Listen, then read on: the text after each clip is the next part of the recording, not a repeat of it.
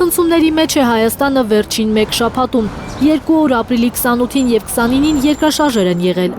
Արարատի մարզում 4 բալ և Բավրայի մոտ 4-ից 5 բալ։ Վերջին երկրաշարժն այսօր է եղել մայիսի 1-ին Գավառից 13 կիլոմետր հարավ-արևելք, 2-ից 3 բալ ուժգնությամբ։ Երկրաշարժը լինում են միշտ։ Մասնագետները վստահեցնում են, խուճապի առիթ չկա, Հայաստանի պես երկրում սա ակտիվություն չի համարվում։ Վախենալու որևէ բան չկա, դա նորմալ երևույթ է, որ սեյսմավտանգ գոտում լինում են երկրաշարժեր։ Հրաչյա Պետրոսյանի խոսքով երկրաշարժերի ավելի մեծ ռիսկեր կան Հայաստանի հարևան երկրներում, Իրանում, Վրաստանում և Թուրքիայի ամբողջ տարածքում։ Այնտեղ հնարավոր են անգամ ավելի ուժեղ ցնցումներ, քան 1988 թվականի Սպիտակի աղետալի երկրաշարժներ։ Մեզ շրջապատող երկրները, Իրանի հյուսիս-արևմտյան հատվածը, ամբողջ Թուրքիայի տարածքը, Վրաստանի որոշ հատվածներ ավելի սեյսմոակտիվ են,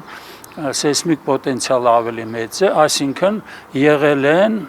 լինում են և հավանաբար կլինեն ավելի ուժեղ երկրաշարժեր, քան օրինակ մեր Սպիտակի 1988 թվականի երկրաշարժը։ Հայաստանում 16 խզվածք կա։ Երկրաշարժեր մեր տարածաշրջանում տեղի են ունենում գրեթե ամեն օր, երբեմն օրական մի քանի անգամ։ Սեյսմիկ պաշտպանության ազգային ծառայության սարքերը ճշգրիտ գրանցում են նույնիսկ չնչին ցնցումները։ Կատարվում է քարտեզագրում, որն օգնում է Հայաստանը բաժանել ռիսկային գոտիների և հնարավոր ցնցումների դեպքում կանխատեսել մոտավոր հետևանքները և վնասները։ Բայց դիտարկումներն ու քարտեզագրումները բավարար չեն, ասում է Հրաչյա Պետրոսյանը։ Ժամանակն է, որ կառավարությունը ուշադրություն դարձնի վթարային շենքերին, որոնց երկրաշարժը կարող է հողին հավասարեցնել։ Շենքերի սեյսմակայունության վիճակը։ Ուրեմն առաջ մեդալի մի կողմն այն է, որ անհրաժեշտ է եղած շենքերը, որոնք դասակարգված են ըստ վթարայնության առաջի, երկրորդ, երրորդ, չորրորդ աստիճանի, որոշակի գումարներ պետք է հատկացնի կառավարությունը, որպեսզի առանձին շենքեր չորրորդ կարգի վթարային քանդվեն և մարդկանց վերաբնակեցնեն։ Մասնագետը հստակեցնում է, նպատակը պետք է լինի ոչ թե հին շենքերը քանդելը ու նորերը կառուցելը, այլ սեյսմիկ վտանգները կանխելը։ Քիչ չեն մայրաքաղաքում նորակառույց շենքերը, որոնցում պահպանված չեն սեյսմակայունության կանոնները։ Հսկողության պակաս կա երկրում, ասում է Պետրոսյանը։ Նորակառույց շենքերը չընդունել, եթե պաշտպանված չեն սեյսմակայուն շինարարության նորմերը։ Մի շենք, 2 շենք, 3 շենք չեն ընդունի, հետո արդեն են մնացածները արդեն կսկսեն հետևել այդ բաները։ Որովհետև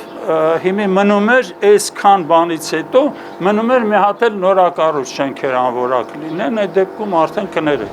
Երկրաշարժերի մասին խոսելիս մասնագետները հիշեցնում են նաև ապաստարանների կարևորությունը։ Դրանք կարող են փրկարար դեր ունենալ ոչ միայն երկրաշարժի, այլև արտակարգ իրավիճակների դեպքում՝ օդային տագնապ, ջրհեղեղ կամ ռազմական հարված։ Այս տեսեք հուշաթերթիկ, օդային տագնապ, Հալաբյան փողոց 33 շենքի բնակիչները, Աբելյան փողոց 2-1 շենքի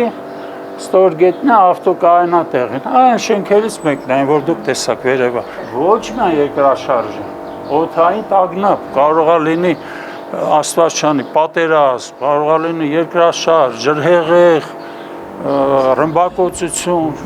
Երկրաշարժի հստակ ժամեր կամ օրեր հնարավոր չէ կանխատեսել, բայց հնարավոր հետևանքները կարելի է նվազեցնել, բնակչությանը պարբերաբար իրազեկելով և շենքերի սեյսմակայունությունը ժամանակին ստուգելով։